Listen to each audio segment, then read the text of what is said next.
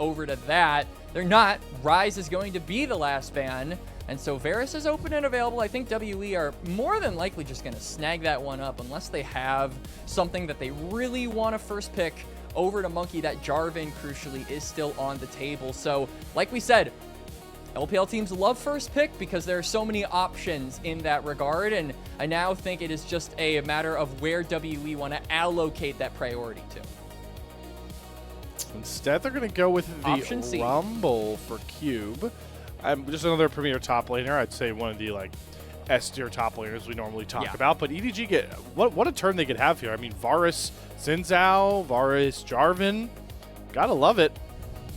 Yeah, and I think that Varus Jarvan would be like an absolute Exodia 1-2 here, frankly. And I do think that the Rumble has a little bit of more like power to it because Sion is traditionally a pretty big counter and he's fearless away. If you want to go for something like the Ornn, I think that that is also an option for EDG, especially because you already have a lot of those damage dealers in the Jarvan and the Varus, which were both locked in here. So two very strong champions are now picked up for EDG going into game number 2. And if they win this 2-0 against WE, I think going into those best of 5 Slayer, a lot of people will be high on this team and what their ceiling is capable of reaching. Yunara Wukong, though, always a great response here. Lots more damage to play with earlier on, as you talked about.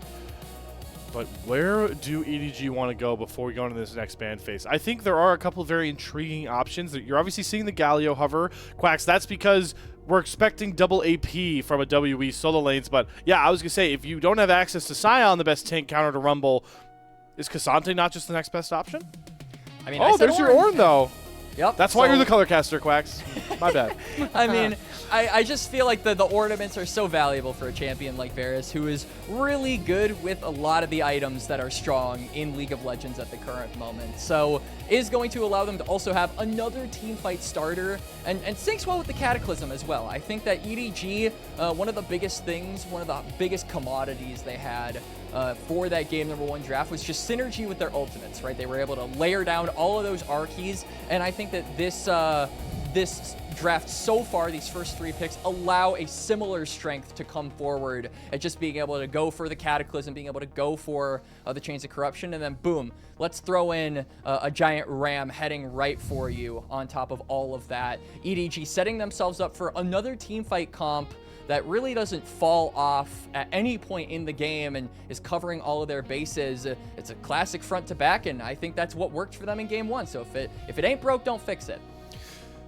Now, though, we do see 4 supports taken off the board here in the second phase, so what are we left with is my question to you, Quax, but I feel like I'm actually surprised that Nautilus was one of those people that was left up, and is this not just a slam dunk? I mean, Nautilus could be good here, especially for picking off this Wukong and being able to track him in a lot of these fights because he does have that decoy. It's difficult to be able to tell where the Wukong is, but if you just straight up ult him first thing as the Nautilus, he can't get away. So I do think that that denies a lot of the engage tools that WE have drafted up so far. And there aren't a lot of them, right? I feel like Wukong really is the only big fight starter. So if you're able to deny that, it's a really big thing for EDG going forward. WE, though, with the Alistair lock-in, are going to get at least something else here. Headbutt Pulverize can start up a fight, but can also be risky if Yaoyao miscalculates those engages and is kind of forced to pop that Unbreakable before his team can back him up. Then you're going to be setting yourselves up for maybe a disaster later on in the game if you're Team WE. So timing really is of the essence here for this WE comp. I'm glad that EDG held off on that Galio call because what we've seen from some of our other LPL teams, markedly LNG tried this where they went with they almost went with a very similar draft to here, where it was like Galio mid, tank top, not a lot of damage in the jungle, and then a lethality Varus, and they just didn't do any damage. They ended up losing the game because they went for that. Instead, now you do see double AP, but what do you get? A Talia that is one of the other champions, besides that Poppy that we saw WE ban Quax, that is really good at punishing dash-based champions. This is a really hard counter to Team WE, in my opinion. I feel like we have solved the proactivity issue. We have solved the damage issue. There we go. Were big things for us in game number 1, but now how are you even going to start up fights as Team WE? Because not only do you have to contend with the Talia, like you said, which is going to deny a lot of those dash champions on Team WE from being able to initiate a lot of these plays around contested spaces, but you've also got to deal with the Nautilus, and you've got to deal with the Jarvan Cataclysm. If you're immobile like the Rumble, I think getting trapped in there is going to be a really bad situation for you. And frankly, I really like this EDG comp. I'm going to be frank with you, Slayer. The front to back was very effective in game number 1, and that is exactly what they're drafting for here in game number 2. So you're wagering some analysis points here. I've heard about this commodity that you color casters wield and trade with each other. I don't know how much you're wagering, but I want you to know I do know about that coveted currency you guys hold over there. We're wagering our pride every time we take a declaration of which comp we like better, because if we're right, it makes us sound really smart. If we're wrong, it makes us sound... It's the team's fault. Oh. It's Jungle Gap. Well, hey, Monki definitely doesn't want to get Jungle Gapped again. We're back in Game 2 EDGWE.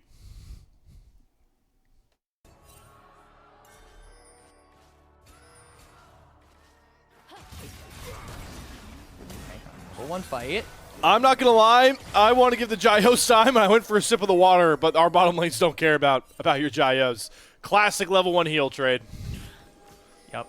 Some summoners already being expended by the bot laners. We can see that both junglers are also starting on opposite sides, so this Jarvan isn't going to be impacting this 2v2 anytime soon, unless, of course, he decides to do something like clear his bot side quadrant, loop around. That could be a possibility. As this matchup, I think one thing I've learned from it, Slayer, is that Jarvan definitely has more early game power than the Wukong, who really wants to wait until that level 6 to be effective. That Cyclone is a massive breakpoint for him. So you got to make sure that pre-level 6, you're really making things around the map happen. And this is a good little litmus test for Xiaohao. It was kind of the opposite in game number 1, where once you get 6, immediately go forward. Now game 2, do stuff before level 6. Much like how Jarvan has more early agency compared to a Wukong to level 6, Nautilus is a much better level 1 champion than Alistar, for the reasons you're seeing now. Positive HP trades into Leave's favor. They do have their jungler pathing away from them, so won't have any help coming from Xiaohao, but maybe can look to create into this Ornn matchup that I do expect to be bouncing back away from him. This Rumble should have a decently comfortable push on that side of the map. Yeah, Rumble not really going to be too hard threatened in this lane, but I feel like we can't say the same about the bot lane. I love that Parukia is constantly fishing for picks and forcing About to kind of step up to save his support, even though it's not the Yunara's health that's being threatened. The more you whittle down this Alistar, the less likely it is going to be that the effectiveness of Alistar saving your health bar is actually going to be there. So it just kind of feels like you are hurting their chances at being durable in this 2v2. And now that Monki has finished his clear, he's looking for something, but I don't think a dive is available. Wow. Leave, though, clicking up towards the little alcove instead of near his turret, and does have to burn that flash with Monki showing. So that is a very, very big summoner that will not be up once Monki gets to level 6 next, and does alleviate some of that bot lane pressure you talked about, with starting to swing towards EDG's favor. Yeah, EDG, though, I mean, Leave forced to burn that flash does mean it's going to be a bit harder for the Varus to step up, especially if Monki decides to revisit the lane, as Cube wants to really push in this lane to get it to crash so he can reset. So he's going to have to stay here, and this maybe opens up an opportunity for Xiaohao, who is actually going to finish the back. So nothing going to come of that, and Cube likely just going to be able to shove this in, get a reset on the Rumble, and start to stack up those items as this big AP threat for Team WE. Let me tell you, if that was... Oh, hold on. This TP from Leave. Oh, no. No, it's total grief. He doesn't even have flash. Oh, my God. It's like soft serve how easy and sweet that tastes for WE. First blood gifted to them. And that's huge for Monki. He hasn't even taken his first back yet. His tempo is a lot more behind than Xiaohao, who has already made his way onto his tier 2 Krugs, but because you get that kill, you at least get a gold advantage over your counterpart, which will make you stronger in the dueling and also faster in the clearing, so you won't catch up to the Jarvan, but you will be stronger in the fights than the Jarvan, which does mean that his point of power, if he gets, counter jungled or counter ganked by Monki, it makes it harder for EDG to have that early game effectiveness with this pick. So really good stuff from Team WE, punishing that really, really over-aggressive TP from Leave, who I assume had to anticipate Monki wasn't in the area. I mean, that's got to be it, yeah. But I feel like that TP is even really risky to go for in the 2v2 because you give a free, headbutt back further up the lane. I don't know. The one thing that you pointed out is, hey, this was a little bit murky from that dominating EDG Game 1 win was Leave and positioning. And, well, Game 2 already rearing its ugly head once again here. Won't cost him too much in the lane for now, but we'll see how much Monki can get going. Again, a player that we were coming into the year, Quax, talking about as the main conductor of this team, and it's, despite their 4-1 start, really not felt the same as Monki in 2025. No, I feel like every other member of Team WE has definitely taken more strides to be, not making it the Monki show and wanting to be relevant, wanting to be these carries. And Monki has taken, he's still there, but he's taken more of a backseat, I would say, and being that one guy who kind of carries the whole team. All about. Steps a little too far forward, gets knocked out by the flag and drag. Heal return by Parukia. He looks for the route down onto Yaoyao. Piercing arrow's going to come out here. Yaoyao's going to get chunked and cut down. Xiaohao picks up that kill, flag, and drags right back through. And About now has to commit the flash, and that completely switches the dynamic of this bottom river. It should now be Xiaohao not only with first access to that dragon, but maybe even level 6 first here, Quax. He's looking for something in the mid lane just to cover all of his bases before committing to a neutral. He's not even going to go for the dragon, instead opting for that topside crab. I think because he knows that once he takes this, it gives him level 6 and access to that cataclysm. It'll be a big spike for the Jarvan to make things happen, as we do get a replay on this fight. That item advantage that I mentioned from the Jarvan completely circumvented because he went for a reset, now has the tunneler. The 3v3 is in favor of EDG, and Yaoyao dying for the sins of his AD carry, About just walking up a little too far and has to burn that flash as well. So the Unara going to be struggling potentially in some of these fights, as we might see one happen right now, but Xiaohao has that Cataclysm. He has ult and Cataclysm. He's going to go for this. He has to. Flag and drag over. Does he win the smite fight? He's going to flash, steal it, flag and drag out. Oh, that stylist Xiaohao. That's your Game 1 MVP showing up in Game 2. He's smiling in the player cams. Not only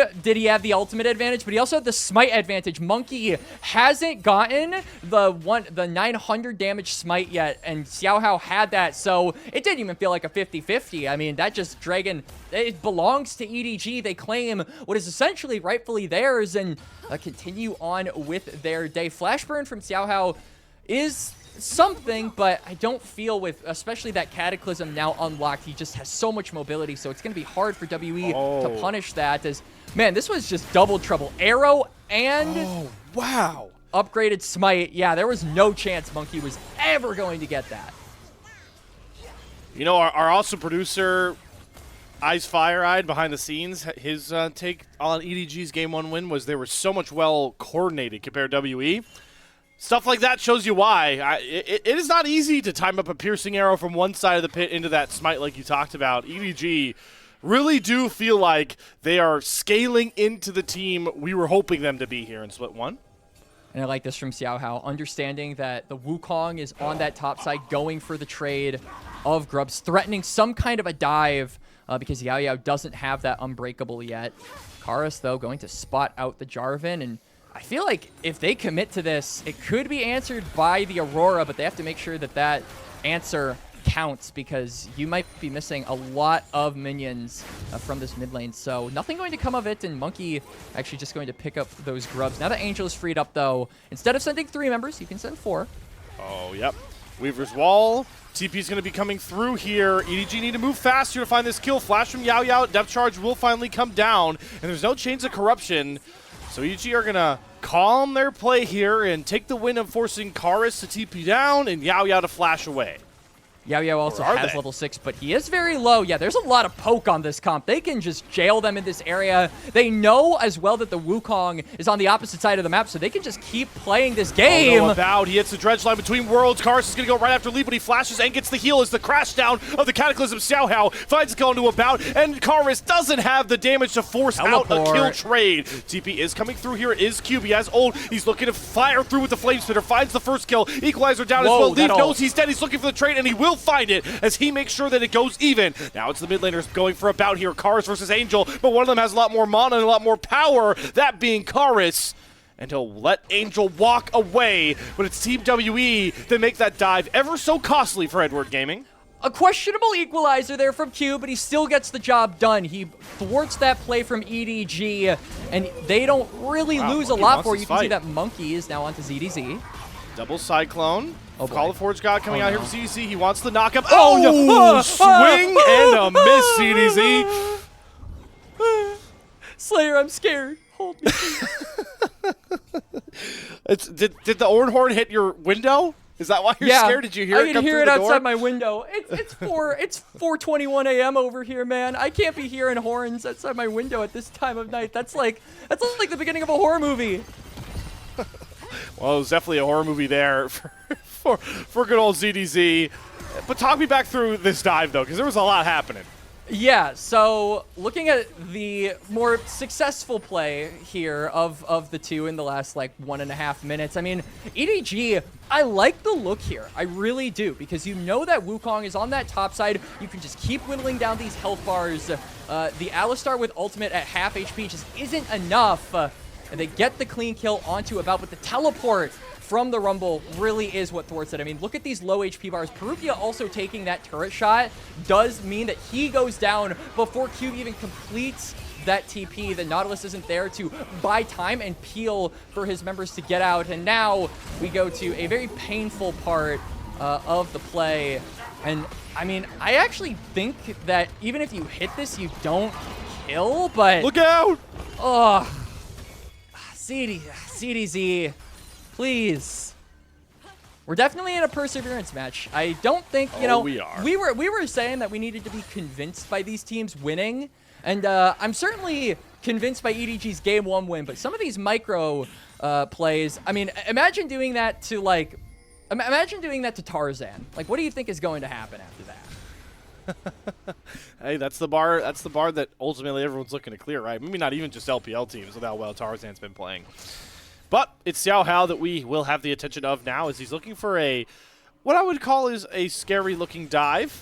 Cube doesn't have flash, but he has equalizer to cut down the wave if he gets scared, and I don't know how much damage Ornn is really going to supply here to find the kill, and wow, Cube with the 6th sense. He's going to go for the equalizer, cut down the wave. Oh boy. Ooh, it's EDG still looking for this dive. I mean, Weaver's walled up here. We've got to go for it. Nobody from Team W will make it up here to really help him. And they're going to go for the dive here. Flag and drag, Duggable knock up. Everyone throwing Cube into the air. And that's more like it for EDG on their dive attempt as they cut down Cube. I mean, I love it. I absolutely love it. I really like the intuition there for Cube to go for the ultimate, but it just does not stop EDG from committing to that play. Karis is very out of position. Rooted, knocked up. You have to use between worlds here to get back towards turret, but the depth charge is going to follow and should set up lead for a Chains of Corruption. Piercing arrow, sniped down. Both solo lanes from WE have now been cut down in the last couple of seconds. Yeah, Leave getting his first kill of the game, and crucially WE, from that dive on the top side, really not able to respond for themselves. It feels like EDG, not only do they get the kill on top, but they also pick off Karis, and no real response is there as Leave. Run! Oh God. Mad cow disease. Mad cow disease. That thing is no joke. No. Neither is Yaoyao running at you. I had like nightmares about that as a kid because, you know, you know the cordyceps fungus in The Last of Us, Slayer? Of course, yep. Right. And, I mean, that, like, altered my brain chemistry because I was legitimately scared, like, oh God, what if other, like, insect or animal-based infections can go to humans? Mad cow disease, I read up on the symptoms when I was, like, I don't know. I must have been like 13 or 14-year-old and like nightmares for a straight up week. What a bad idea. Like that concoction of ideas just straight up created a monster in my head. And yeah, needless to say, I mean, I live in the Midwest, so there are a lot of cows here. Every time I look at one, I have a little bit of an inkling to just back up a couple inches. Yeah, definitely a scary prospect. You know who has been scary for a lot of our group perseverance teams to deal with? Well, it is the guy holding himself an edge here in the mid lane. I want to once again take a little bit of time here with Karis, looking to have a big Aurora performance, to shout out him as myself and Quax's pick for all-pro mid laner of group perseverance. But we want to hear from you folks, so please scan the QR code. You can join into our Discord to get access to all-pro ballot voting here at the LPL English. That does wrap up, if I'm not mistaken, I believe Friday at 5 p.m. PST. Yep. Or February 9th at 5 p.m. One of the two of those. So pretty soon, the point being. Yep, so get those votes in as EDG looking to get their stonks up. You can see that they're all gravitating toward this top side. Herald going to spawn in just a couple of seconds here, and they're looking to get a pick and immediately transition to this objective. Karis is the main target, but he does have flash and does have ultimate, so this Aurora is very slippery, though EDG are no strangers, just full sending it on dives. Well, there's the wave. Yep, like you mentioned, they don't really care about that, but they need to be careful on this top side because Monki has been spotted on a ward. Starting up the Rift Herald. Cube is working his way up towards mid lane. It is going to be ZDZ far behind him towards this play. WE have the much better inside track, even though AD carry shows up first, but there's a lot of pinks coming down. EDG have a tough decision to make, and I think Karis might just made it for him. As Angel might just get deleted here between worlds. Karis is going to go after Angel. Shield. As a flag and drag up interrupt from Xiaohao is going to stop the headbutt pulverize out of Yaoyao. Angel does have to flash, and Karis is letting everyone on the map know that he's got the burst. Yeah, Karis, I think, looking for that one-shot onto Angel, but the Seraph shield allowing that Talia to stay alive. But this is really where we have to start looking at WE and their target selection. They don't have nearly as many pick tools as EDG's comp, so I think it's going to be really difficult for them to actually punish this Talia with no flash, assuming that nothing crazy happens to Angel until this dragon in about a minute. This would be the second Drake for both of these teams, so I think crucially, particularly for EDG, if they are able to actually stall out this game and get that soul win condition in their favor, it really works well with having those ornaments now, because ZDZ has hit level 13. He is going to start upgrading some of his teammates' big items into even bigger items soon, and those big important fights are going to have those relevant and prevalent. So yeah, really want to see EDG get control of this space and have the scaling game in their favor. So essentially what you're telling me, Quax, is thanks to the ornaments, there is no gold lead in this game roughly right now, right? Nope. Gold leads are so fake against ornaments teams because, I mean, I've had discussions about this with other casters in the past, but, oh, hold that thought. Oh, here we go. ZDZ, okay, you know, this one he didn't hit either, but got a flash, so we take that as a win. At least he aimed it in, like, the relative right direction, right? Yep, improvements. We're making improvements. Yep. The next one, it's going to be dead center onto About and Karis. It's going to hit them all, and it's going to win them the fight. All right. Dragon on the map here. WE with the first move. They do have a lot more burst ability with their items currently completed, mainly Karis with that Ludens compared to the Seraphs. For Angel, going to be a big factor, but EDG once again kind of slow to the play. Does Xiaohao have another steal in him? Not even going to get a shot here, even if it does go down to 54, and it's About that has to secure it. It's WE with the Dragon Soul stacking on their side, and they're going to keep the momentum up. Monki is hopping in the driver's seat, and they want to claim this mid-tier 1 turret. But I don't think that Crash is going to get it alone. All right. Nope. Plates at least. Yeah. I think WE understood that they probably couldn't escort that Herald into the mid lane just because of how many EDG members were in the area and who could have easily stalled it out, or at least costed WE some time and health bars that they didn't want to risk. So Monki making the executive decision to just charge that in there. They get some plates, but like you said, don't end up actually burning down the turret, so that will remain. And both these mid towers are starting to get really, really low. I think we're going to see EDG and WE really start to center themselves around that area, because this is going to be the big thing that will allow you to control space around these future dragons.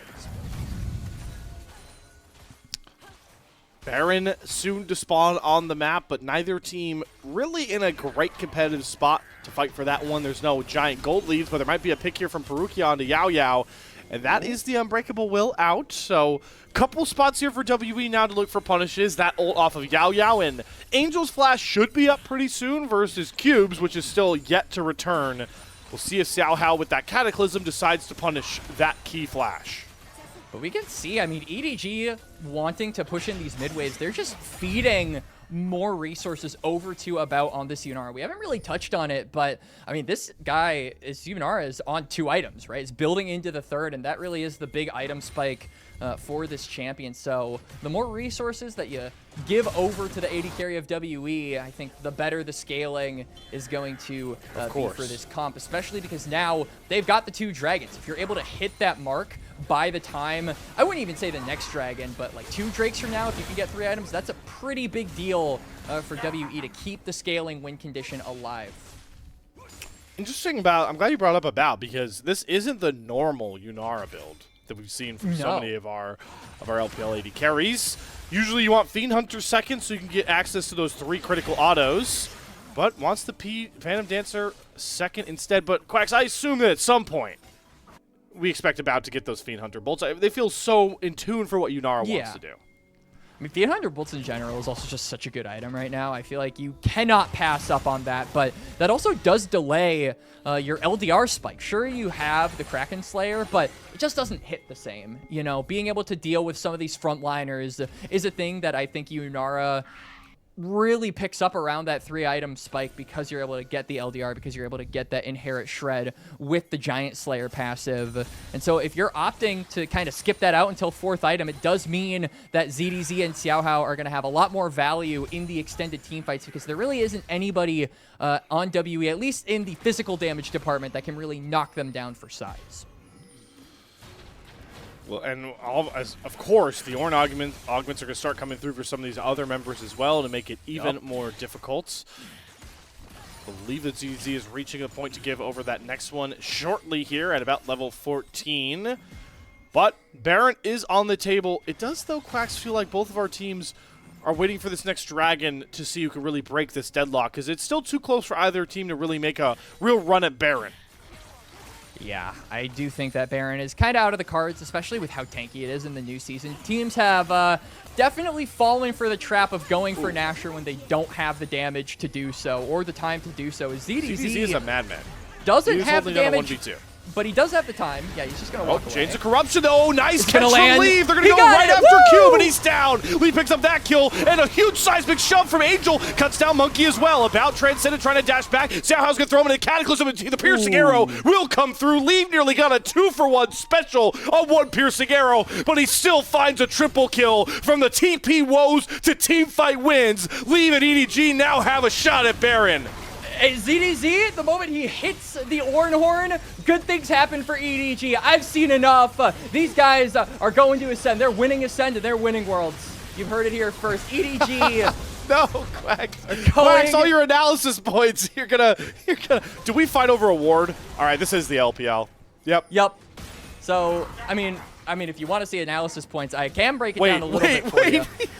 ZDC stood over the ward, so he couldn't hit it, and he dropped a pig. This really was all over a ward, Quack. It really was. ZDZ, though, I mean, good layering of CC, just immediately one-shotting Cube, not allowing him to be a relevant piece in the fight. Monki trying to save face, goes back in, ends up dying, and it just kind of felt like some mispositioning and some miscommunication from WE. If they were able to get a counterattack together, maybe the fight could have at least equalized a little bit, but now Dragon has started. We're fighting over another objective, and EDG are a lot stronger. Karis is on the flank. Cube already loses his flash. Yaoyao down about half HP, still has the Unbreakable Will, but Karis is looking for a clutch flank of his own. Goes into the invis. He's going after the backline. There's Monki to jump on top of Angel. Stun comes across. Monki should have that kill, but both mid layers will go down. No, Angel gets himself out here. And Monki has to redirect towards Parukia and Xiaohao. The Yunara down. Over the wall, About can't get back in, but they're still making it work thanks to Cube's damage. Angel chunked out of the fight, and Monki's going to go chasing after Leave. EDG's carries get way too scattered. Oh, God. And now they're relying on Xiaohao to go for steal, and he gets it again! Denies soul point and dies valiantly for Edward Gaming. Monki misses the smite for the second time, and Xiaohao gets EDG their second Drake. Even though WE win the fight, their reward is completely diminished, and now off spawn with the Baron Angel is just running down the members of WE in the bot lane. Gotta be, well, now he's gonna get a TP. Oh boy, Angel, we need to figure out this is a bad spot to be in fast up. There's the invis. And Karis deletes Angel. Overextension. Yup. EDG. Still, though, I mean, they get their prize at the end of the day. A couple of kills going over to WE, a fight win on that bot side. And honestly, I want to take another look at this. EDG, I think we're going into this fight as the heavy favorites to win it with how tanky their front line was.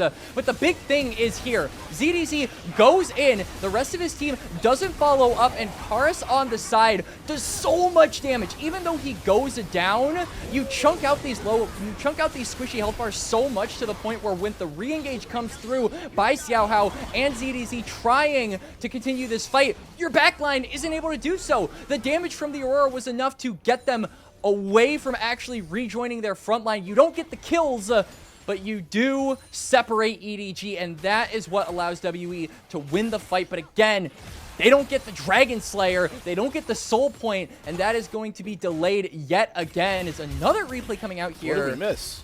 Did Leaf just kill Yaoyao? I think he did. He gets away from chains. Wow, maybe he did. Oh my god, yeah, he did. He just walked him down. Boop. One more Q. Yep. Okay, leave. Arcane Comet on the corpse, just to add insult to injury. I do want to point out, though, Quax, that was a negative Baron power play from EDG. They ended up a minus 1,000 gold after the Baron, so that is group perseverance for you. Let's see if they can get one auto onto this turret. ZDZ, he has to flash for it. He still doesn't get the turret. He'll finally pick it up. Cube TV's in the background. He's going to eat a depth charge. Angel's going to put down a Weaver's Wall. W have to walk all around it, but the Equalizer comes through, and that TP 30% HP shield means Cube has really no threat. Between Worlds is going to try to get Karis further forward, but he's a chance of corruption. Flag and Drag engage and leave will punish the overextension from Karis. And now EDG feel like they can go back forward. There's the Cataclysm. Monkey's going to dash after it, but Parukia gets the drench line onto a bout. He's very low. He's getting flashed on and cut down to size by Xiaohao. One mistake, easily punished by Edward Gaming. It's a quadra kill over to their star AD carry. And Karis goes too far. WE advance one step out of line, and EDG re-engage the fight. It's plenty of gold over to leave, and the Varus now 10, 2, and 3. The new addition to this EDG squad, doubted so many times over the course of their regular season, now popping off here in Game 2. And now they can finally get themselves on a gold lead, but boy, Quax, did this fight start out in classic group perseverance fashion. Yeah, I mean, how do you even break this fight down? ZDZ, we were shouting it. He goes way too far but between the Ornhorn incidents and going really aggressive on this champion, I feel like we might have to revoke his pass on this guy, but we'll see after the result of this game. But we definitely need to revoke Karis' Aurora pass for a play like this. Too far, knocked up, and gets just locked down. And then here, I feel like the fight was okay. Like, WE could have just walked away, but Monki gets stunned up, trying to clone away. And then Parukia gets an angle onto a bout. All of EDG just find their targets, and WE aren't able to escape. So really good stuff on the re-engage and allowing them to save a play that looked really dicey after ZDZ's excursions into the heart of Team WE. And Quax, I'm not going to say it. I'm going to set you up for it easily here. Why is EDG's lead bigger than 1.7 gold right now? We got the ornaments, baby. They're all over the place. Yup. And we hate junglers, so we're not upgrading Xiaohao's. We're saving him for last. We're even giving Parukia his upgraded item. That is crazy, by the way. That's crazy disrespect, Quax. How disrespected would you feel if that happened in your solo queue game? Incredibly. I feel like that might be worth a chat or a type. But what definitely is worth discussion is this dragon coming up in about 10 seconds. Both teams, as you can see, kind of matching around this mid lane, trying to fight for control over these waves. But EDG are first to the river, and Monkey's just face checking. Oh no, his dash gets canceled. He has to flash out of the seismic shove. Here comes the Ornhorn from ZDZ. Will it find a mark? No, it gets interrupted there by Yaoyao, but he throws himself into the fray to do so. He does get a lot of value on the Unbreakable Will, but now he has no way out. That's a great Weaver's Wall from Angel, and while it may take a lot of time to cut down the cow, he gets turned into beef for the future. Gray screen for him. Flash from Leaf after he eats a bursting arrow. About has to flash right after him. WE have control of the Barren River side of the map, but I think EDG have much bigger priorities. And we can see WE are all on that top side, maybe saying, hey, we might go for the Baron. We might try and, you know, throw this objective, but they have no chance of being able to do it. I mean, they've got to save these waves. They've got to make sure to respond to the pressure that EDG are now putting onto the map. Soul point for the EDG comp. And they're going for the Baron as 2 people, but they're completely alone, guys. Please. Please, okay, what are we doing? All right, hold on. They have Karis TPing in. About is here, but yeah, I mean, Monkey's down to half HP. They're going back onto it. It's not even below 10k HP, and now they're trying to TP in Cube, but he's surrounded by EDG. Karis, he's got nowhere to run. It's actually Yaoyao. Karis is trying to stall. Good flash. He won't get killed off, but Leave is taking down Monkey on the front side of the fight. They come off the Baron. WE, their desperation is way too much. The EDG must find a way to punish them back through. It's Monkey, Cube, and Yaoyao down. EDG feels so brash and bullish, they don't even want the Baron, they want the series. EDG are marching toward the mid lane. WE are too desperate to make these plays, too late on the trigger. If this was a Western draw 1v1 Slayer, WE, they wouldn't even be able to get their hand to the holster before EDG shot them down. They're just quicker on the trigger, and now they start up the Baron. Okay, maybe they were a little too confident walking down mid lane. They probably should have just went for this Baron before, but they do pick it up nonetheless here. And most importantly, I don't even care about the win, Quax, right now. Let's have a positive Baron power play. That'll really send a message. Yes, please, God. Let's have a positive play off of a neutral once this game, because I feel like neutrals have been cursed for game number 2 here, because every team that has like started it up, something crazy or like reality warping has happened to just make it feel like it was a negative play at the end of the day. But EDG now a bunch of gold ahead. That 4.4 completely fake, because like we said, there are now ornaments on all 5 players. Xiaohao finally getting gold some love. Ornaments, by the way, everyone. They're each worth Yep. 1k, so effectively the math says very big gold lead. Yep, quite big. But here we see, I mean, the waves pushed up for mid. EDG just trying to really thin out WE at this point in the game, split them up as much as possible. Cube is splitting on the top side of the map, so I feel like they can just really pull the trigger onto this tier 2, and that's exactly what they're going to do. Because WE, they don't have the numbers advantage, they're missing their top laner, they're not able to contest this or save that tower at all.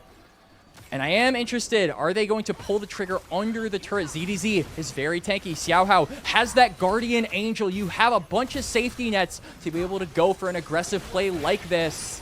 We'll have to see if they pull the trigger to try and end this game out. 2 piercing arrows on a Yaoyao thanks to the armor pen now is half HP for Yaoyao. That is rough. The oppressive nature of a Varus and a Talia pushing down your base, a scary sight nonetheless. WE are getting chipped away at, they're getting poked and prodded, cornered, and dared to come out to fight back here. But it is becoming more and more difficult. A couple more shots from this cannon minion will finally break the base.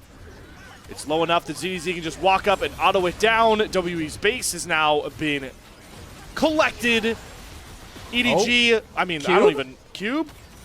That equalizer hurt my soul to look at, and you deserve to lose another turret. You know what? Right. Let's take away some inhibitors for that one as well. I think these top laners, with their ultimates, what is happening? Like, it's like literally a pattern between these two. That isn't even Cube's first questionable equalizer. He had one on that bot side at the beginning of this game.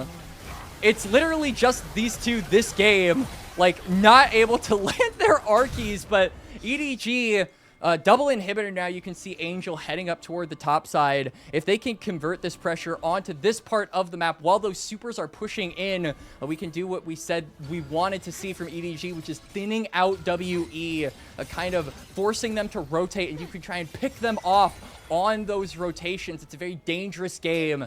that WE will start to play if they get a little too lax while trying to rotate to these lanes to save them all. But we don't have to worry about the lanes right now, Slayer. There is a dragon coming up in 30 seconds, and just by, I feel, it is EDG's right to take this without any interference. I mean, Xiaohao has been winning the smite fights anyway, so I don't think Monki, even if it was a 50-50, I think I would favor EDG. Really methodical to back off once you take those 2 inhibitors, reset on perfect timings to now set up shop and set, more importantly, some traps named Leave for any walk-in from WE. Karis, the bacon fight he had earlier was on for like on a this millisecond. flank. I don't see any pings, though. I don't know if he's actually here, but Cube gets caught in the Zhonya's. Yaoyao's going to engage now. Here comes the equalizer. Karis is not here to get in yet, and they've already lost Yaoyao. Xiaohao is going to trap him out in the catacombs. Goes into the GA, but Monki gets caught from Angel. Seismic shove. Yaoyao should finally go down, as Xiaohao has somehow found a way to survive. Karis is going to throw caution to the wind and go after that one. He has Angel marked, and he forces Leaf to flash away, but he is safe and sound and firing out arrow after arrow to the heart of Team WE. EDG get their revenge, and will end group perseverance with a 2-0 sweep. EDG making you believe at the end of the regular season, 3 series wins in a row. It's not about how you start, it's about how you finish. And EDG finished the regular season strong with a 2-0 over the 4-1 WE. Let there be no doubt. You better start believing this team. Ooh, Quax.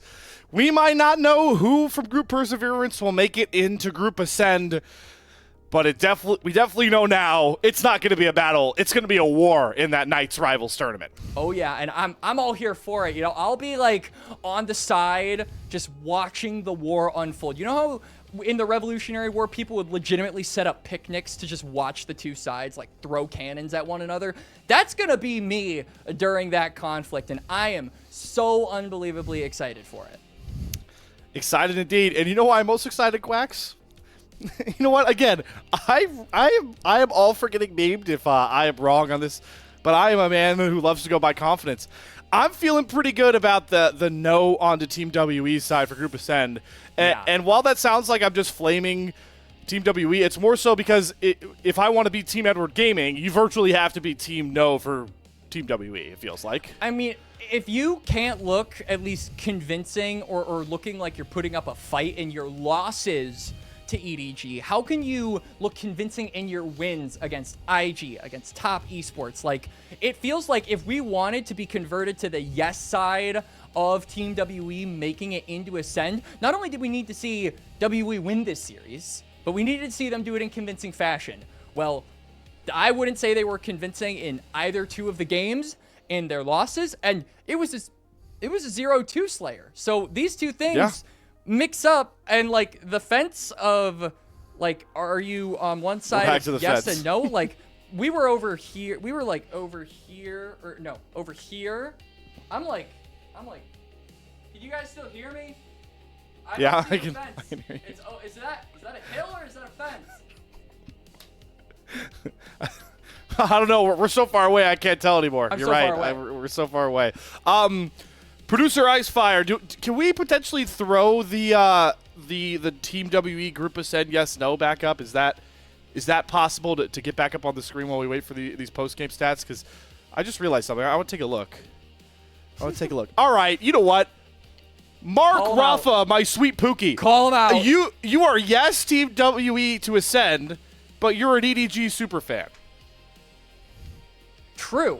That's all I'm going to say, Quax. I'm just presenting fact. I presented 2 facts. That's all I did. You know, if any one of these people on the yes side are in the chat, now is your time to change your mind.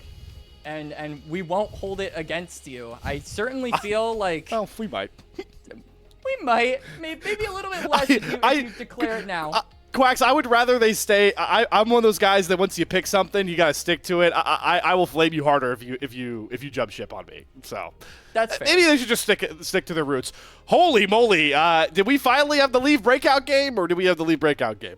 I mean, that was a really good game from him, all things considered. I feel like the very in-character mistakes that we are prone to seeing from Leave, and there are a couple of them, weren't really relevant in this game, and I feel like they needed to be kind of minimized when you're playing these immobile champions who really rely on that flash in order to get around fights and maneuver around some of these more difficult angles in a game. I think Leave has been one of those people who will flash aggressively to look for something and then will later get punished for it.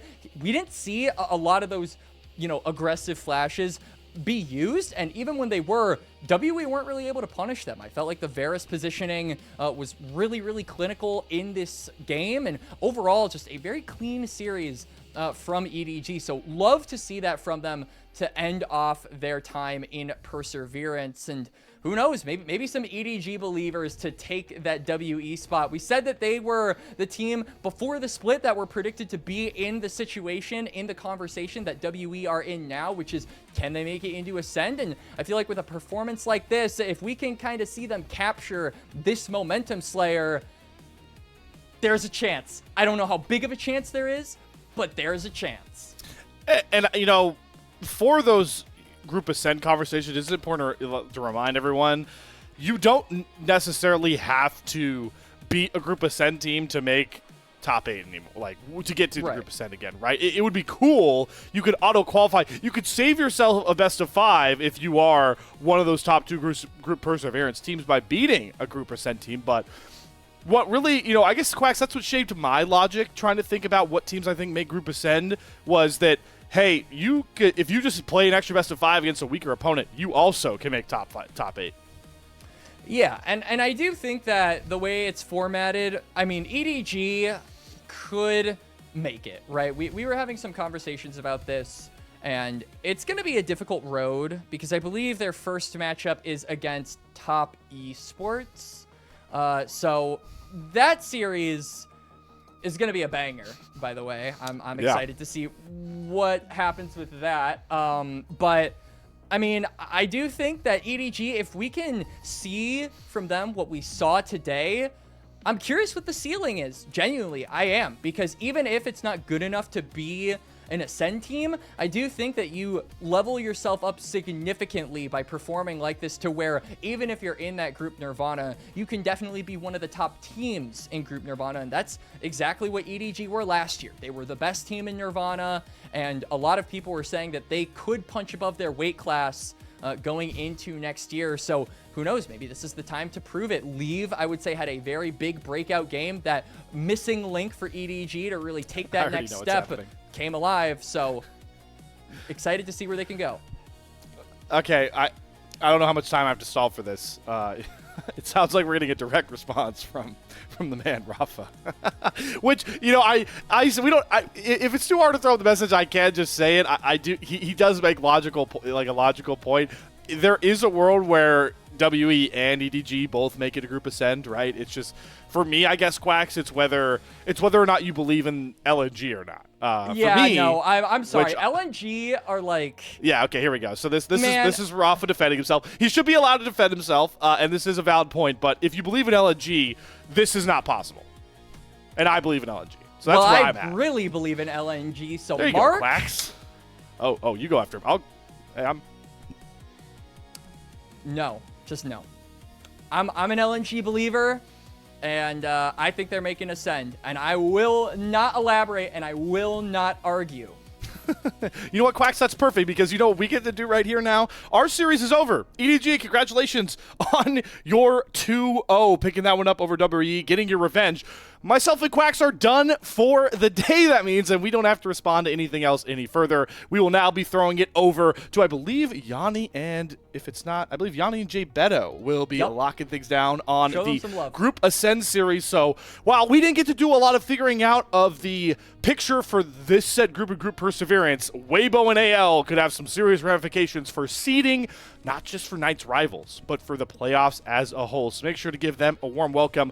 We will see you guys back for Knights rivals. That is myself and Quax's final cast of the regular season. It has been an absolute blast, a flurry of a split so far. We will see you guys for those sweet, sweet best of 5s. But for now, let's get back to the Weibo Gaming AL waiting room because the clock is ticking to midnight on that one. We'll see you guys.